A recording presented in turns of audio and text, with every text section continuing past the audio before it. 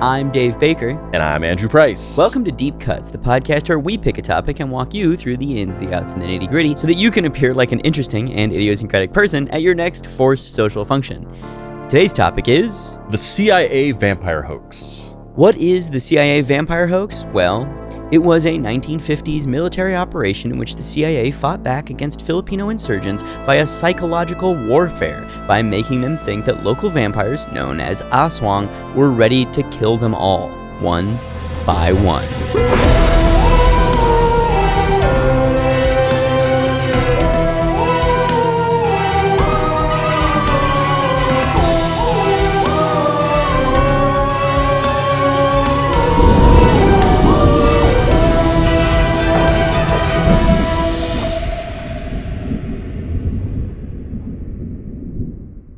Act 1. He did the MASH.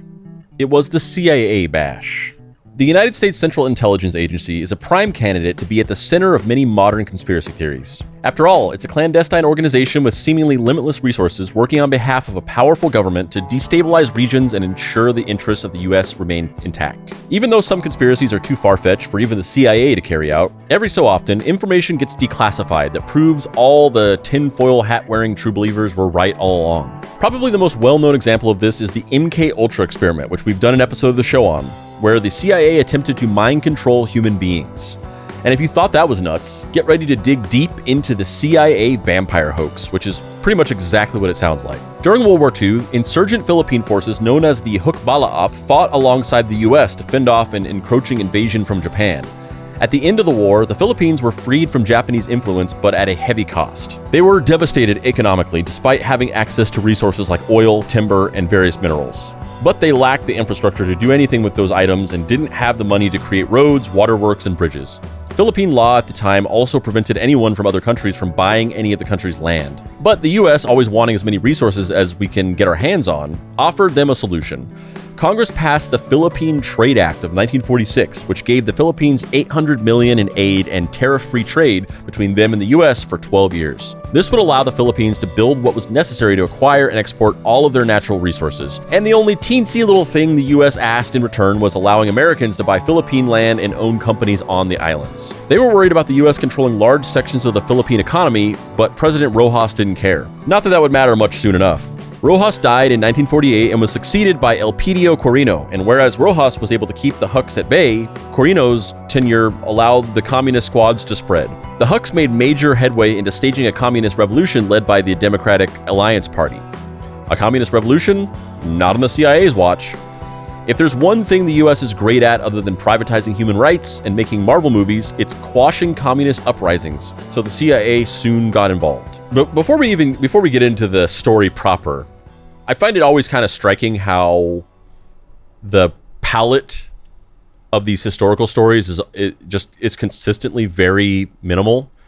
Like, it's always just the same thing. It's always just like there's some resource that the US wants. Yeah, there's some resource that the US wants. It usually involves either a real or perceived communist uprising that is then quashed or silenced by the US in service of this resource gathering or maintaining a power in a deregulated area of the world. And it always takes place somewhere in and around either like the late 1800s or the middle of the mid-century, like 1950s, 1960s. All the stories that there's like a cinematic universe of these stories that we cover where they all kind of just happened around the same time in the same places.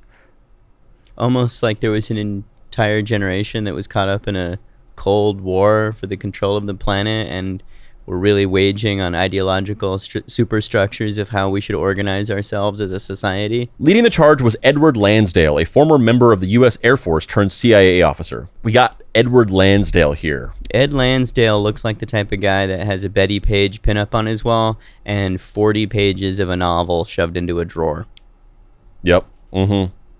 And it's discovered like after a year after he dies, his daughter or wife finds a key and opens the drawer and finds this 40 pages of a novel, and it's about how certain races Oh God. are not Oh God. ordained to control the world because of the shape of their skulls or something. Yeah. Edward Lansdale looks like the type of guy who wants to grow a mustache and refuses to admit that he can't. You're like, this guy looks like have gotten very literal in the last several episodes. Where it's just like, he literally just looks like he has a half-grown mustache. I mean, am I wrong? It's a half-grown mustache. So he looks like a guy who's trying to grow a mustache and kind of can't do it. John C. Lilly, it looks like John C. Reilly because his name is John C. Lilly. Yeah. And now our boy Edward Lansdale looks like he can't grow a mustache because he just can't grow a mustache. Yeah. I mean, I don't know if it's just like the contrast and the lighting of the picture, but it literally looks like half of his mustache is grown in and the other half is either it can't grow in fully or it's been singed by a fire. Yeah, he looks like the type of guy who tried to shave with a Bic lighter and regretted it for 2 weeks afterwards. Edward had actually been in the Philippines during World War II to help stave off the Japanese, but now he was fighting against the Hucks he had previously fought beside. It's a classic ally-to-enemy arc, like Harry Osborn being friends with Peter Parker in the first Spider-Man movie only to become Green Goblin by the third, and then back to being friends by the end of Spider-Man 3. But Edward had a much better plan of fighting the Hucks than joyriding a hovercraft and giving himself amnesia. His plan was to weaponize Philippine folklore that the nation's citizens were already primed to believe in. Hey, when I call it, I call it. You were oofing my joke about him writing a race science novel, but I was spot on, baby. You were spot on. You know, spoiler alert of what this story is, but it's you know, it's a story of some questionably racist tactics for misleading a group of people based on the CIA being racist. No, no. He was gonna make vampires a reality. Technically, he was going to make the Hucks and Philippine villagers believe in Aswang, an umbrella term used to describe any number of evil creatures, including vampires, witches, ghouls, and horrific human-animal hybrids. But as far as Aswang vampires are concerned, they're somewhat akin to the vampires we're familiar with. They're monsters that drain victims of their blood using long, proboscis-like tongues rather than sharp teeth. They also fancy more than blood and are more than happy to feast on organs, phlegm, and unborn children. They even assume other forms like that of a dog or a pig, and even if they don't kill you, it's believed that they can spread illness, which was probably used to explain whenever someone unexpectedly died. This is a drawing, an artist's rendering of an Aswang vampire type character. I don't know if they're called vampires, but I'm into it. It's giving Guillermo del Toro's Reavers from Blade 2. Mm-hmm. I wonder if they were drawn from, no pun intended, drawn from that folklore.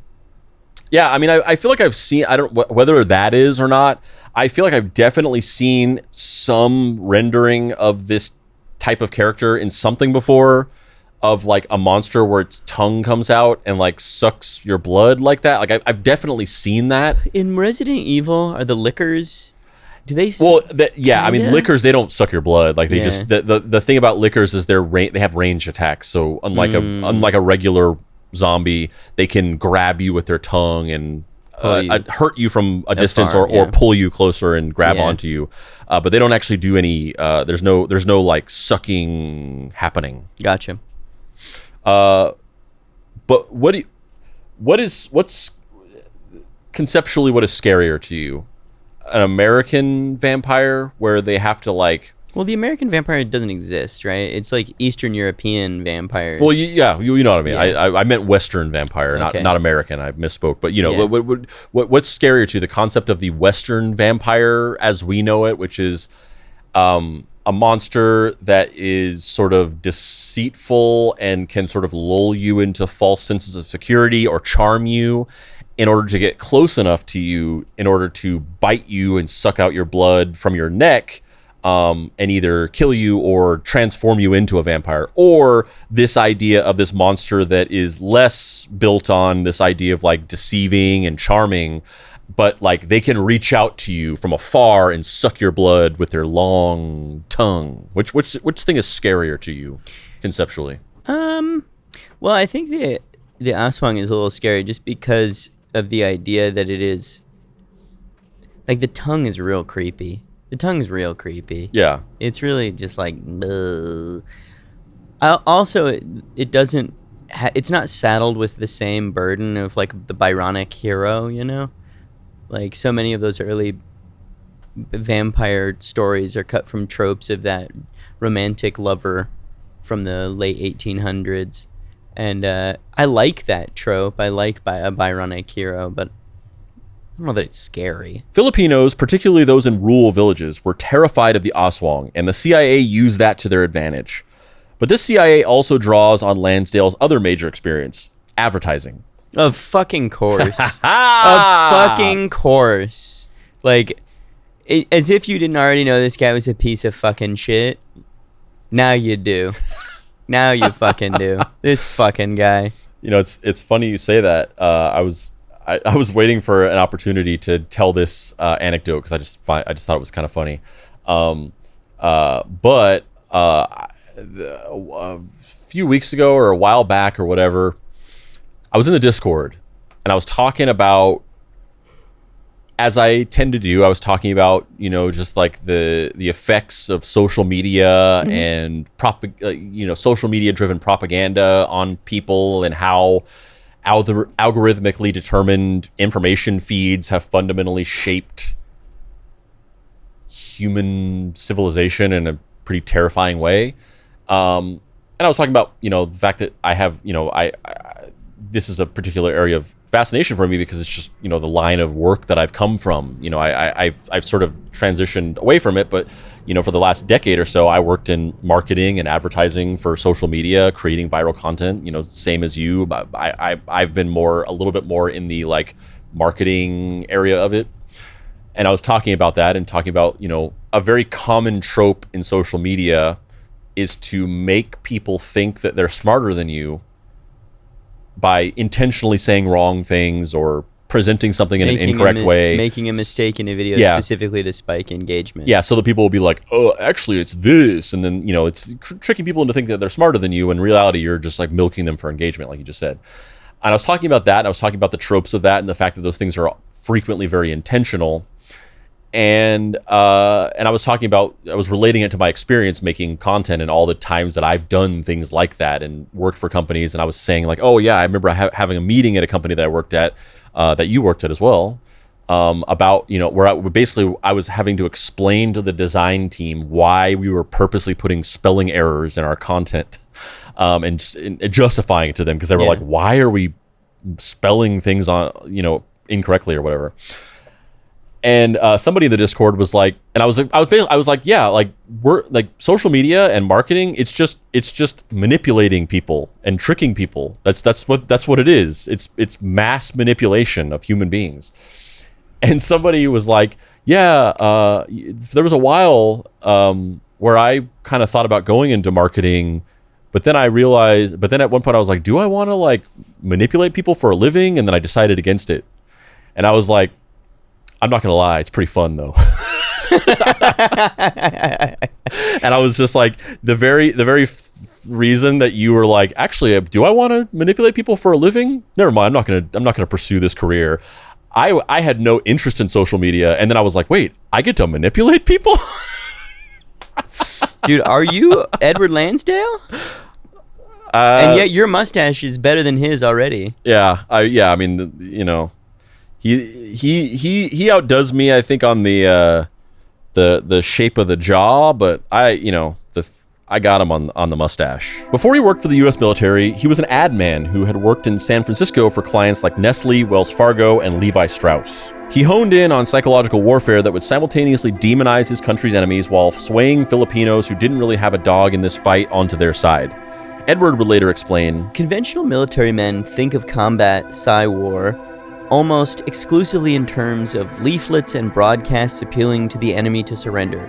Early on, I realized that Psy-war had a wider potential than that. It's really interesting, you know, all the joking aside of everything we were just talking about of like, oh, advertising people are a piece of shit, and me being like, oh, I love manipulating people or whatever.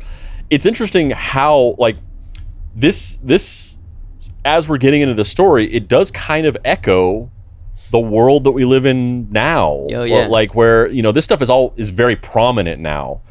I was thinking about it yesterday because I was watching something that was like a breakdown of like all the far right movements, because somebody was talking about like, oh yeah, people think that like people think that there's just like conservatives, but there's actually like a lot of different factions of the Groypers and the and they were going through all those and be like the Groypers, the Boogaloo Boys, and I was just like, I feel like I'm in fucking RoboCop. Like these like this is that trope of like dystopian science fiction stories where it's like the world building of like you've flung yourself 3,000 years into the future, and then they're like, and then there were the Touchers and the Fart Boys or whatever, and it's like all these like names that like the world building of it is like, oh, these have cropped out of these little movements that started off in these small ways, and you know they had these like personalities, and then they grew to be like much more prominent and influential than I think the original founders originally imagined.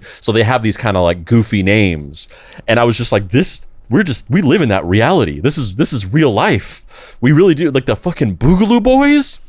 Yeah, these like, people that want like a civil war to happen, and they're like actively trying to be like acceleration about it. But the whole thing is based on a meme referencing Breakin' 2 Electric Boogaloo. Like, and I was thinking about that.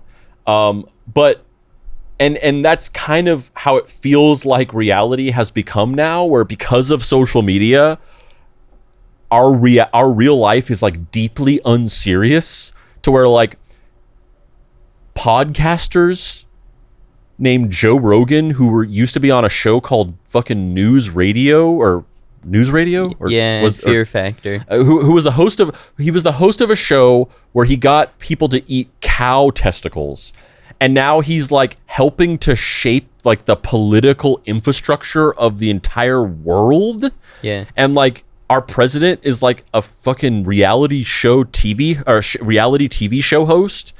And like obviously that's like a thing that people have said a million times, but just like breaking back into like the larger surreality of it, of like how deeply unserious our world is now because of how influential social media has been on like real life. But you look at this and you're like, yeah, but this is it though. It's always kind of been like this in shades. It just hasn't been as prominent. But then you go back to a story like this and it's like, oh yeah, back in the 1940s, there was an advertising guy who was tricking people into believing that vampires were real in order to win a land grab, like isometric warfare. Like that's kind of strange. That's kind of odd. The thing that's so weird about this to me, though, is that this is actually less surprising than some of the things that we have not succeeded in. You know what I mean? Like this story of like we're gonna use a nation's own folklore against itself is the appropriate level of cynicism that I expect. Like I don't like that it happens, but I'm like, yes, we are an evil empire and we take people's stories and use them against them, right? But the way things function now, where it's like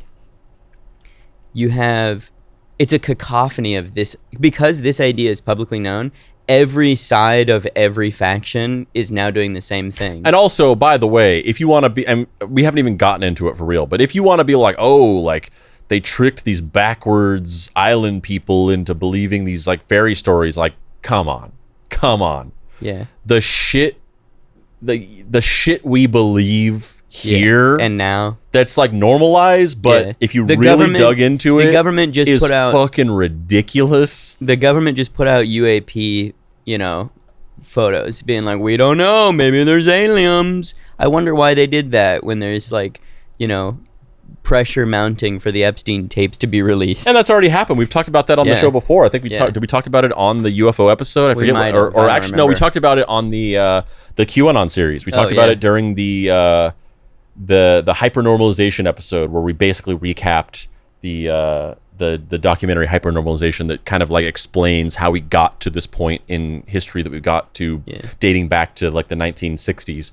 And in that episode, we talked about the fact that in the 1980s, the CIA purposely spread UFO hoax stories to known conspiracy theorists as a cover-up for the military aircraft testing that they were doing. They were testing aircraft and weapons, and people were spotting them And so they spread fake UFO stories to conspiracy theorists intentionally to muddy the waters so that all of the real rumors of testing weapons would be confused with a bunch of crazy people being like, it was fucking aliens. Yeah. And they intentionally did that in order to, create a smokescreen. It's this idea, but times 10, because every side is doing this now. You have Al Jazeera News doing the exact same thing as MSNBC, where we're all shunting these weird narratives that are partially true, partially spin out at the same time, where, Al-Qaeda has, not that they're the same as they were, but 15, 20 years ago, they had their own propaganda apparatus to try and convert people to their political leanings. We have our apparatus to try and convert our young people to our political leanings so we can ship them over there and we can bomb cities. Why? To get oil. Why? To increase the bottom line. Why? So that our empire doesn't crumble at the decay rate that it's actively fucking tripping towards, It's bleak on every front. It's not like there's like one group of people being oppressed. It's like every side trying desperately to pull a fast one and like extract as much resources and value and human life out of a situation as possible. Yeah, well, I mean, we've gotten way deep, way fast, and I feel like this is almost like in-game discussion, but it's like, we are mired in just a million different CIA vampire hoaxes going on at once. Oh yeah, it's like we live in a hall of CIA vampire hoaxes now. Yeah, it's just this playbook. Yeah. Like, I'm not saying that they took it from this specific thing, but like it's the same this idea. Playbook has just been, number one, co-opted by literally everybody, because anybody in the world can become a massive influential authority figure on anything because of the internet and social media and the apparatus of being an influencer. And there's almost zero regulation about the way that you wield that platform and the type of information that you disseminate through it. There's zero repercussions for just blatantly lying. So not that it was a good thing that power structures like government entities could seed propaganda into the populations to like mass manufacture consent for horrible war atrocities and things like that. Not that that was ever a good thing, or it was a good thing that only they could do that. But for a while, only they could really have the power to do that, and now everybody could do that. Yeah, like we could hypothetically do that if we wanted to. Yeah, maybe everyone should wage war on poverty by backing our Patreon. Go to bit.ly/deepcuts Patreon and subscribe to one of our 3 Patreon tiers, or else a fucking vampire will kill you. There's a $5, $6, and $10 tier, but you know what there's not? A restoring your blood after the vampire has sucked it out tier, because that's an unwinnable scenario. So you should just back the Patreon so you'll keep your blood. Which will, that Whitest Kids You Know sketch where it's Abraham Lincoln in the theater and he's watching Hamlet, but it's like vampire Hamlet, and Timmy is like, he's one of the actors on stage, and he goes, "I just got bitten by a fucking vampire." That'll be you, unless you back the Patreon. Do it. What's the URL again? bit.ly/deepcuts Patreon, or patreon.com/mystery treehouse. They both take you to the same place. Edward and his men basically conducted some super fucked up market research. They went to nearby villages to learn about their myths and how to weaponize them, with it being clear the Aswang was the way to go. But vampires weren't the only tool in Edward's toolbox of horrors. His team would fly in suspected areas under Huck control to broadcast quote-unquote mysterious curses to villagers who offered any help to Huck soldiers. As guerrilla forces, the Hucks were incredibly reliant on receiving food and shelter from villagers not directly affiliated with the cause. But believing they could be cursed if they helped the Hucks definitely made more Filipinos trepidatious to lend a helping hand. There's also Edward's Eye of God tactic. This was a variation of something Edward used against German forces in World War II. For that, US forces would announce over loudspeakers the name of a German officer who would supposedly be the next to die unless they surrendered immediately. US troops would paint a, quote, Eye of God outside the homes of anyone suspected to be a Huck sympathizer. They would also call out names of anyone suspected to be part of the insurgency, offering them mercy if they surrendered, but certain death if they didn't. On the flip side of everything we're talking about with this, of like, just the horrific ways that government and military forces manufacture consent through use of terror tactics and propaganda to trick populations of people into following a narrative or turning a conflict in a particular direction. It's also just the chaos magic aspect of it is kind of cool, though. The idea that this dude is just like whipping up, like he's just like, yeah, and then like we'll paint like a fucking eye on people's doors and say that like whoever helps these people will be murdered by a demon. Like, it's kind of cool, though.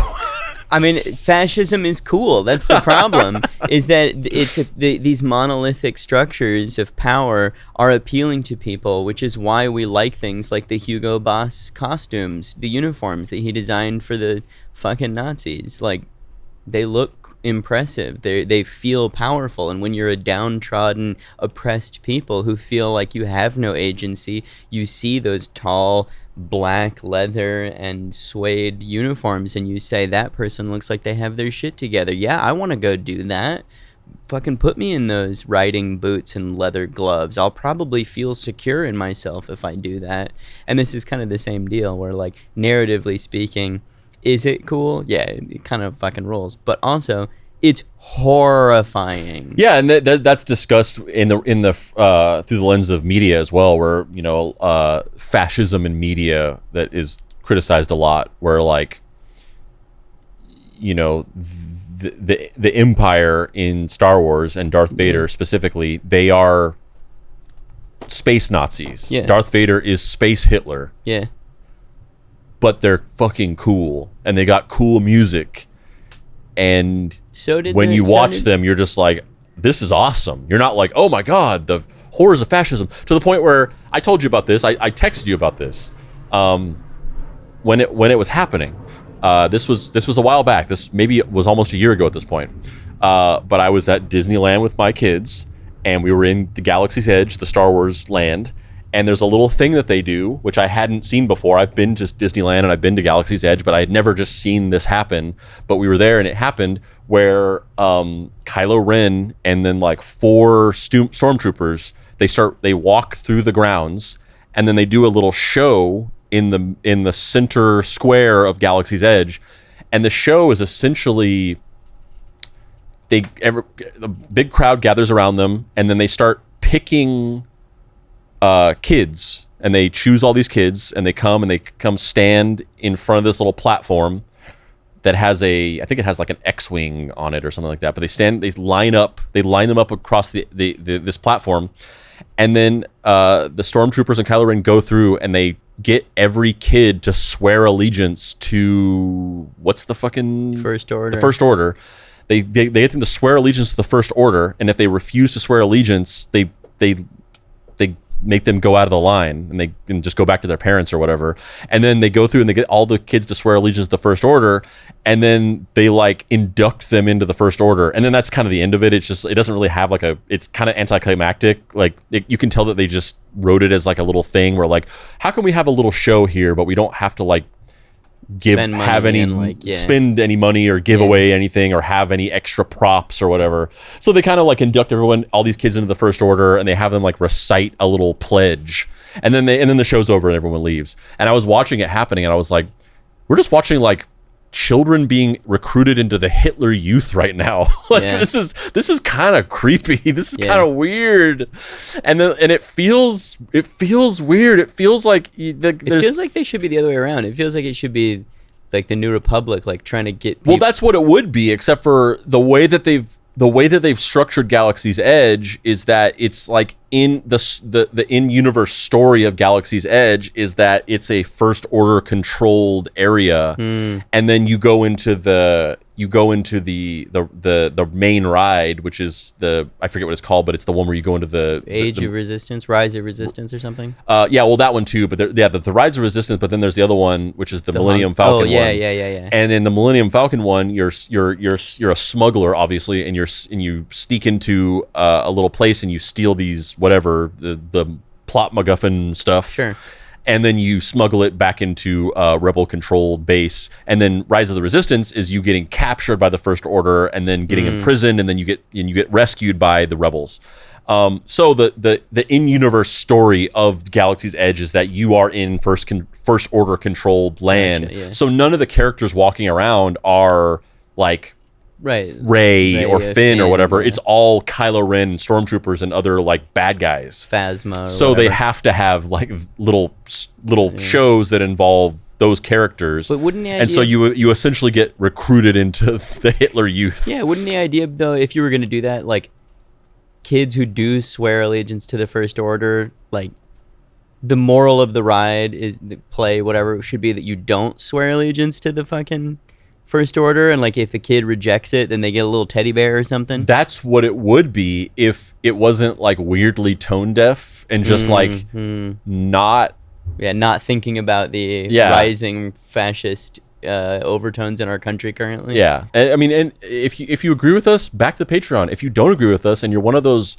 random listeners who like hates us but still has listened to the show, like there's literally a guy who has listened to the show since 2020, but he hates us and he thinks that we're like fucking woke douchebags. And which we are, but we're proud of that. He frequently comments on episodes and is just like, "You Marxist fucking idiots" or whatever. But he's listened to the show for like 6 years. I wonder why.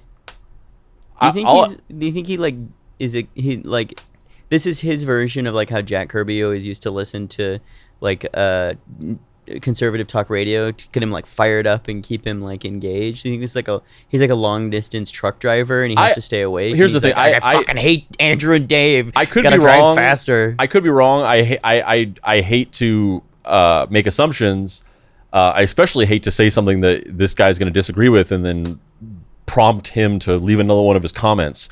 But I think he just genuinely likes the show and likes the stories that we tell. Sure. But then he just doesn't like the parts when we start to say opinions about things. Okay. And so those things rile him up. But to his credit, he can still listen to and enjoy the show and not be like, and not be one of those people that listens to the show and then the time we even remotely mention our opinion about something that they don't agree with, they leave us a 1-star review and say like, "These Marxist assholes, I'm unsubscribing," or whatever. To this guy's credit, he's able to be mature enough to listen to the show anyway and enjoy it for what it is. But he also periodically leaves comments calling us Marxist idiots or whatever. And if you're that guy, back the show so that we can continue fueling your hate-filled commutes to the plant or wherever you work. Bro, do the $10 Patreon tier, because then you can make us say stuff on the show. Oh, yeah. And it'd be funny. We'll say it. We'll call ourselves woke cucks or whatever the hell. Yeah, sure. I don't care. I mean, that's what we do to each other in private anyway. Just, $10, you can make us say whatever weird shit you want us to say. Again, it worked and freaked out enough people to where Huck forces didn't have the same support as they did before. Lansdale would write, "The mysterious presence of these malevolent eyes the next morning had a sharply sobering effect." And I mean, to be fair, that would be freaky. I'm if that happened here, it'd be freaky as hell. I'm not religious. I don't believe in these things. But, you know, a similar myth to this in the Christian mythology is the idea of like the blood on the door, blood on the door, you know, to spare them from having their firstborn sacrificed or by the angel of death or whatever it is. I'm not super familiar, but it's vaguely know it. Yeah. If one day I woke up and there was just like bloody crosses on a bunch of people's doors, it would freak me out. It would. Totally I don't even believe it, but it would freak me the fuck out. I got freaked out when like a couple listeners just kept sending me packages. And they were like nice packages of things I wanted, but just the fact that I don't know somebody and they're sending me things, I'm like, this is scary. I don't like this. Well, the thing you have to know about this in order for this story to explain the story is that I know absolutely nothing about sports in any way, shape, or form. One night, I think it was like 2021, we had recorded an episode, finished, so it was kind of later at night. I was the only one awake. Everybody else was asleep. I'm sitting there, we're doing whatever I'm doing, and then I just start hearing just a bunch of explosions and people screaming. I just hear pop, pop, pop, pop, pop, pop, pop, pop. And this is nowhere close to July. This is this is a different area of the year entirely. I hear pop, pop, pop, pop, pop, and I hear ah, ah. I thought it was the end. I thought, this is it. This is the Boogaloo Boys have finally made their chess move. The Boogaloo Boys have groipered it again. Yeah, we're dead. This is the end. I was like, we are fucked. Turns out, the Dodgers just won the World Series.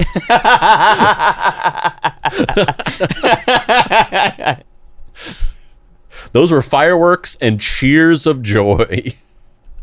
That's gonna But because I literally know nothing about sports, I thought that the apocalypse was upon us. Dude, that's going to be me if DeAndre Ayton even works out like halfway decent as a center this year. I'm just sitting at home and suddenly I just hear one person screaming. I'm like, oh, but I know that's... Now I know that that's Dave. Yeah, he's excited. But even those don't hold a candle to the most fucked up thing Edward and his men would do to make Filipinos believe vampires were real and that they were out to get them.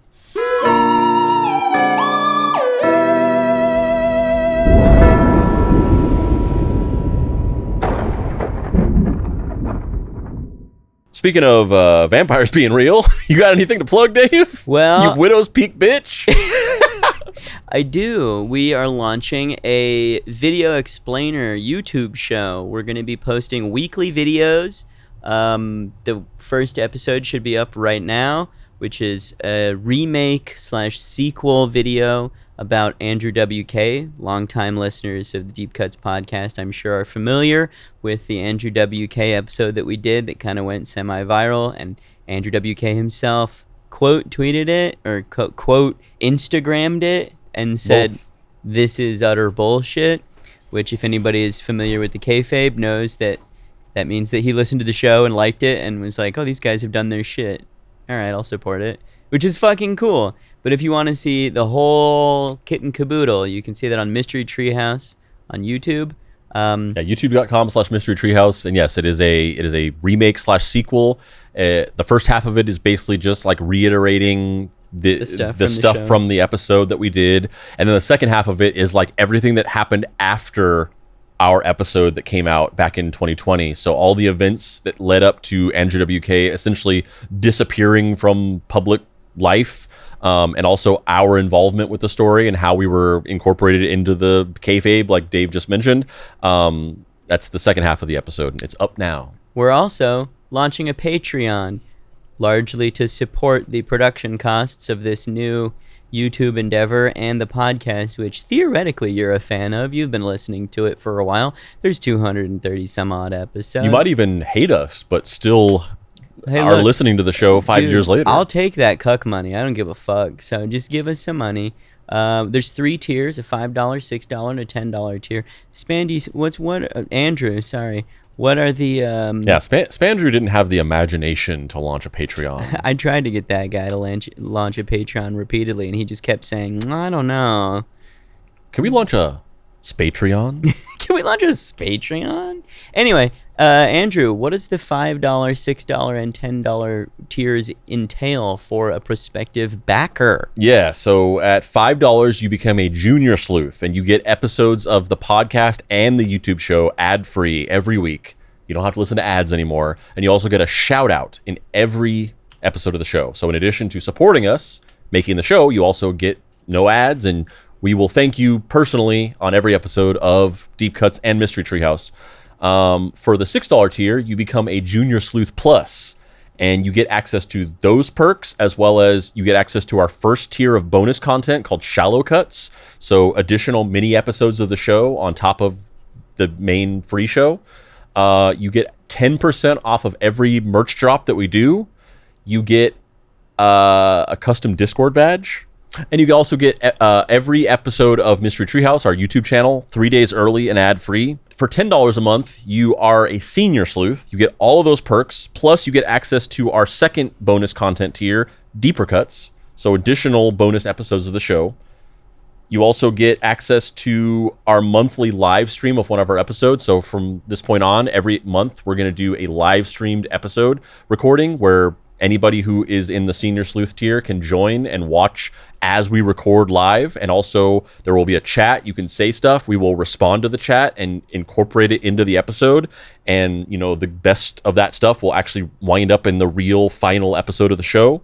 You will get 20% off of merch drops. You will get to vote on Mystery Treehouse and Deep Cuts topics, and you will get a custom shout out. So in addition to a shout out in every episode of Deep Cuts and Mystery Treehouse, you will also get we will read a custom message that you send us. So within the realms of good taste and appropriateness, you give us a custom message and we will read it with your shout out on every episode of the show. Deep Cuts Patreon, bit.ly/Deep Cuts Patreon, or patreon.com/Mystery Treehouse. They'll both take you to the same place. I'm excited about it. We've been talking about doing it for years. It's been a long time coming. If you like what we do, please consider throwing a few dollars our way. And now, back to the show.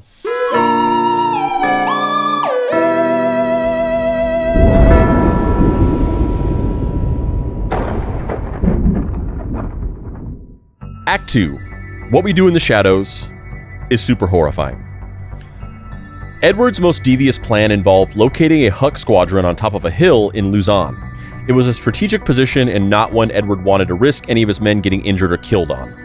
So the team set to work spreading rumors throughout the nearby village that Aswang were lurking on the hillside. They waited a few days, just enough time for the rumors to reach the Huck squads themselves for the US to strike.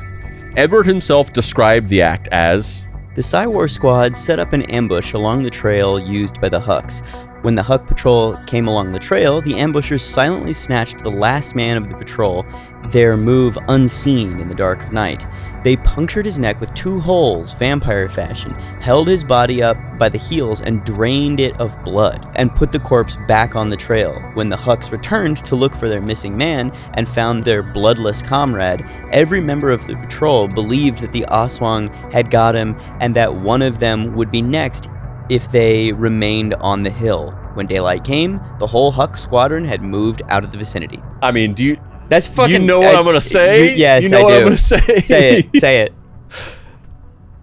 I don't want to make light of this. It's fucked up that they staged this psychological terror tactic on these people in order to extract values and resources out of them. But that's fucking badass. Both, 2 things. Number 1, Psywar. That is a fucking cool word. That is a cool ass word. And also, that is awesome. My question is, what is the technical way that they drained the blood? Like, did they have like a literal like the way they do it now, you know, where you have a bag and you put the IV in the arm and it pulls blood out of your body?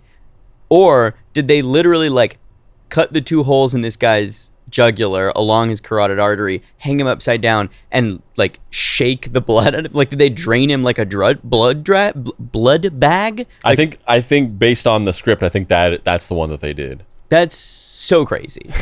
That is so fucking crazy. It is insane. Can you imagine pitching this? Like, because they had to get approval. I couldn't. They had to get approval for this. So can you imagine being in front of like a room of the most sexless, grumpy white guys and being like, all right, so we're gonna... I mean... Sure, yeah. I gotta pitch things all the time. Yeah, I know, right? So I know exactly how it means. I know exactly how pitching something like this would go to a sexless, grumpy white guy. Yeah, but like, I think we should really focus more on like the things that are working for us. You know, like we don't want to spread ourselves too thin. We want to focus on the things that are. I'm not really sure about the KPIs here. Like, I don't know. What really, like, I mean, are we really seeing that much signal, or should we really produce these vampire hoaxes at scale? I don't know. So yes, I do know. Yeah, I do too. But tragically, I still want to be in the room when fucking Ed Lansdale was like, so we're gonna do a Dracula, and all of these like 40s generals are like, what? Like a Bela Lugosi? Like, no, I mean, yeah, you say that, but like, how did this happen? Yeah. Because like, you know, hindsight is 2020. You can look back and be like, yeah, that fucking weird ass shit worked. Yeah. And you know, when you're operating more in a silo, you can do crazy shit, and you know, you don't have to have someone believe in you. You just do the shit, and then it works, and then everyone's like, oh, that guy was a genius. But without the luxury of hindsight, it's like I don't know how he sat in a room and pitched this idea, and they were like, let's try it. How is that possible? Yeah. Like, to be a fly on the wall for that. I would love and it's a similar thing for a lot of these stories. Like, you know, like the Argo story, like pitching the idea. Like, yeah, cool. It's all well and good to watch a movie about how they staged a fake shooting of a film in order to like infiltrate. But like, how did they sell people on that? Because how would you ever think that would work?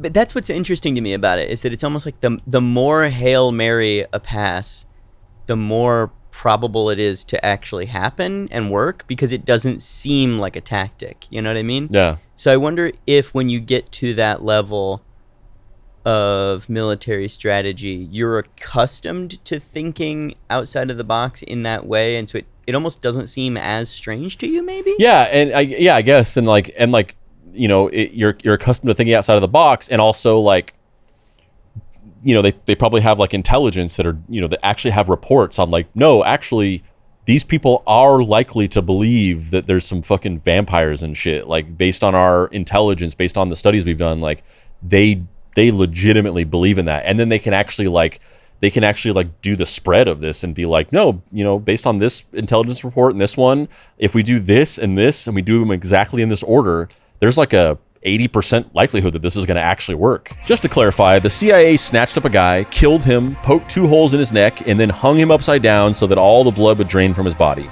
And the tactic worked. The Hucks moved from their hillside base shortly thereafter, although there are questions as to whether the Hucks were afraid of vampires or something even more terrifying: the US government. Jordan Clark, a filmmaker and researcher on Aswang lore, clarified that it's possible the Hucks were less scared of vampires and just didn't want to stick around to see what horrific act a human would commit next. To me, this is a brutal and horrific scene, with or without the Aswang lore.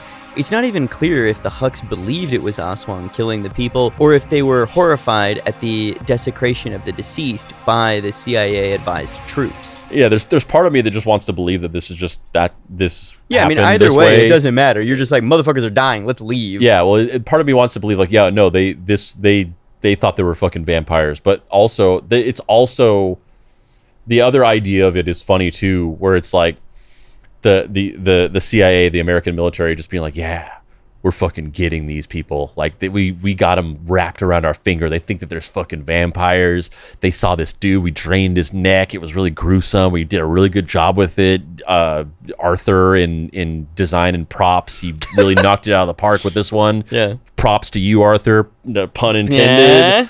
Yeah. It's like that scene in Spider-Man, the second MCU Spider-Man movie, where it's revealed that Mysterio is like a group project of Jake Gyllenhaal tricking Peter Parker into giving over the glasses, and then they're celebrating in that little bar, and he's giving the speech or whatever. It's like that.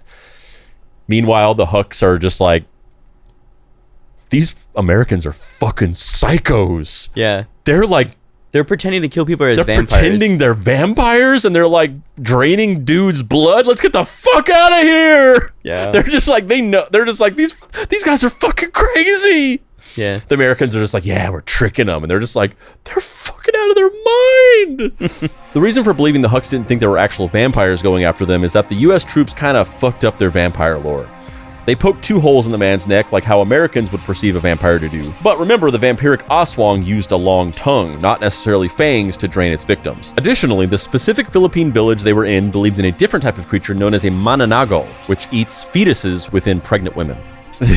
That's like the meeting too, is like, they're like, all right, we pulled it off, we did a good job. There's one thing though. Joe in research, you fucked up. 2 holes in the neck? That's the American shit. How'd you miss this, Joe? It's tongues over here, bro. It's tongues. It's tongues. It's like it's one long tongue that just comes out and like sucks a little hole in you. It's doubtful the Hucks believed a vampire was after them and more just wanted to get out of the sight because if Americans were going around draining Filipinos of all their blood, they didn't want to deal with that either. But it didn't really matter. The Hucks retreated and segmented, making them easier to pick off for US forces. According to records, killing a guy and making it look like a vampire got to him was only used once, but that's all that was needed. It would probably be overkill to say the Aswang hoax allowed US forces to emerge victorious as there were numerous other factors at play. The United States simply had more manpower and firepower, and in 1953, Ramon Magsaysay was elected president of the Philippines. This signaled a swing of support to return to the status quo. US President Harry Truman, wanting to knock out communism worldwide, sent large shipments of military supplies to the Filipino government to help them take out the Hucks. Once again, I want to believe that it's the other way, that they really just thought that there was fucking vampires and they were just like, oh shit, and that's how they did this. But it's all, the other way is also funny, where the whole time the US military is just like, yeah, we're fucking getting them. Got them. And the whole time the Hucks are just like, these guys are fucking insane. Let's get the fuck out of here. These guys are psychos. In 1954, Louis Turok emerged from the jungle to surrender and accepted a 15-year prison sentence. By no means did the promotion of the Aswang win the US the battle. It was merely one component of a full-on assault spearheaded by Edward Lansdale and the US government. Edward would regularly hold meetings with Filipino officials and military personnel to throw out ideas of how to defeat the Hucks. They were described as being more akin to a marketing brainstorm session than military meeting. Some of the other ideas they came up with were to offer resettlement programs to Hucks, promising them land, tools, cash, and whatever else they needed to get out of the Huck Squadron. They also developed film and radio broadcasts to make villagers support the Philippine government rather than the rebel forces. They also had Filipino soldiers working on behalf of the government to disguise themselves as the Hucks and run amok in villages to destroy any goodwill the rebels had built up. Perhaps the most insidious plan the US pulled was electing Ramon Magsaysay himself to the office of presidency. In fact, Edward Lansdale was quoted as saying he, quote-unquote, invented Magsaysay. The CIA basically ran Magsaysay's campaign with massive amounts of funds, far more than any Filipino politician could get on their own. There's even one story about how the CIA drugged the drinks of the previous president, Elpidio Corino, before he gave a speech so that he would be incoherent. Magsaysay won the election, but the US had its backup plan. They had smuggled... Yeah. We got a backup plan. This time... werewolves.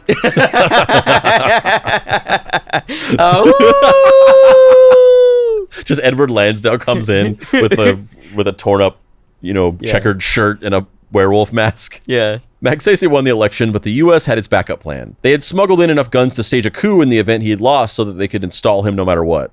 Yeah, they're just like, what's the backup plan, Lansdale? Werewolves? He's like, no, we're gonna guns. We're just gonna fucking shoot everybody. Yeah, we're gonna do a coup. What the fuck are you talking about? I'm not crazy. Yeah. Have you seen what this gun looks like? This thing is huge. I was just messing around with that vampire thing. Like we're just gonna shoot people with our massively large cache of weapons. Yeah. Like we've got these people outgunned by like 100 to 1 here. You see these bullets? We're gonna just shoot them through their bodies. Yeah. The wooden stake is gonna be these fucking bullets. It's a good chapter title for something. The wooden stake is gonna be these fucking bullets. Yeah, I'd read that book.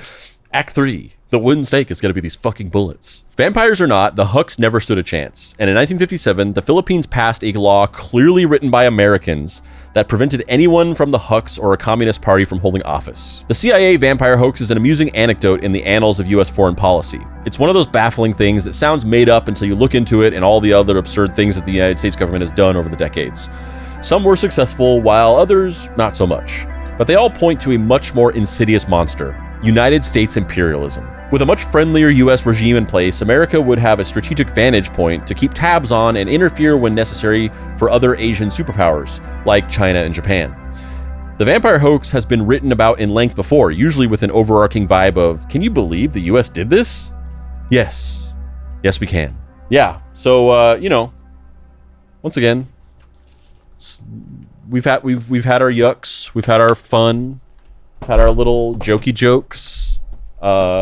We've implicitly manufactured consent for like aesthetically pleasing interpretations of fascism within media. But what are your real, true final thoughts about this, Dave? My final thoughts are imperialism no bueno, but goddamn, sometimes it makes odd stories that are interesting. I feel like this story is not necessarily a quintessential Deep Cuts, but it is a story that you could tell at a party that would replicate the kind of vibe that we go with for Deep Cuts, you know? Because the idea of Deep Cuts as a show is like, we want to spend an hour or 2 hours talking about something really weird that you would want to share with someone and be like, can you fucking believe this? And ultimately, I think this specific story gets a little bit darker than some of the ones we do, but not even all of them. The Chiquita Banana one is super fucking dark. Yeah, but as opposed to the Chiquita Banana episode where we're just like, yeah, this company did these fucked up awful things and it's all really terrible. This episode is kind of like, it's almost like it's a misdirect, and also kind of like the way that we're talking about it is slightly different, where we're just like, hey, here's like an interesting wacky story about this crazy thing. It was actually really fucked up, kind of racist and really dark, but also kind of cool. Well, I think that's also part of the problem of when you're living in an empire that's in its waning days. There's so many strange stories about it that you can't help but be like, isn't this fucking weird? You know what I mean? Like, the empire is crumbling around us, and like, maybe it should, rightfully. Like, we've had 100 years of global dominance, installing military regimes, doing illegal coups, setting pretending up like there's vampires that are sucking people's blood. Vampires. Like, it feels bad on some level to like get enjoyment out of this story because it's objectively horrifying, and then at the same time, like, you know, they killed a guy and made it look like a vampire. That's like, it's kind of funny. Like, it's horrible. Someone got murdered by the U.S. government. But also, they made it look like a vampire. That's insane. Like, that's so crazy. But also, like, I would be proud if I thought of that idea and like wrote it into something. Right. Not done it in real life. Not done it in real life. Yeah. But like wrote it into a story. I'd be like, yeah, that's pretty good. Well, that's the thing, is that stories like this feel so outlandish that you can't help but compartmentalize them. And I think maybe that's where my final thoughts are, is that I don't know that we've done a good job about deconstructing the compartmentalization inherently in this story, that is inherently in this story, where like real people died and this evil ass American went over there and was like, I'm going to use these people's folklore that they've believed to manipulate them, subjugate them, and murder them. And that's horrifying and also fascinating, because in the same way that you can't make an anti-war war movie because the subject matter is so inherently laden with conflict, this story in and of itself is a kind of perfect synecdoche for that, because it's absolutely terrifying, objectively immoral, and yet also like I want to be a fly on the wall and listen to all those pitch meetings, you know? If I contradict myself, then so be it. I contradict myself, for I contain multitudes. Yes. Walt Whitman. Well, on that note, I'm Dave Baker. And I'm Andrew Price. This has been Deep Cuts. If you'd like to find me on the internet, you can do so at heydavebaker.com. Andrew, where can people find you on the internet? You can get my book, Deadbolt AI Private Eye, about a robot in the future solving crimes and dealing with existential ennui, by going to dapricewrites.com. You can also get merch from us by going to deepcutspod.com, picking up t-shirts, hats, baby onesies, you know, fanny packs. These merch drops for this Deep Cut stuff, they're a little expensive. I wish I could get a 10 or a 20% discount on that. I wonder how I could do that. It's really funny you say that, Dave, because as a matter of fact, basically, just a basic matter of fact, I'm not editorializing at all. There's no ulterior motive, just a matter of fact. We have launched a Patreon. I don't know if you know this, but we've launched a Patreon. bit.ly/deepcuts Patreon. You can support the show while also getting a bunch of cool perks and bonus content. For $5, you get ad-free episodes of the show and a shout out in every episode. For $6 a month, you get all that plus access to monthly bonus content, 10% off of any merch drop, which you should be particularly excited about because you just coincidentally mentioned that, and a bunch of other cool stuff. And for $10 a month, you get all that stuff, plus access to another tier of bonus content, plus a bunch of other cool stuff, plus 20% off of any merch drop. And you can watch us record live videos. And we have a monthly live stream where we'll record an episode of the show live every month, and you can watch and interact with us, and then that will end up in the final episode of the show. Oh, also, we're launching a video show. Yeah, we're also launching a YouTube channel. YouTube.com/Mystery Treehouse. It's like Deep Cuts, except for it's video essays where we kind of analyze pop cultural ideas and concepts. We just put out an episode that is kind of a sequel to the Andrew WK episode, where we kind of analyze the decade-long public art performance that Andrew WK did, and then also the way that we were incorporated into it. Next week, we're going to have an episode where Dave picks apart why modern-day superhero films are bland and uninteresting. Visually, the visual tropes of modern-day superhero films and why they've gotten worse. YouTube.com/Mystery Treehouse. And if you want to back our Patreon for either the YouTube show or the podcast, you can go to bit.ly/Deep Cuts Patreon or patreon.com/Mystery Treehouse. They both take you to the same place.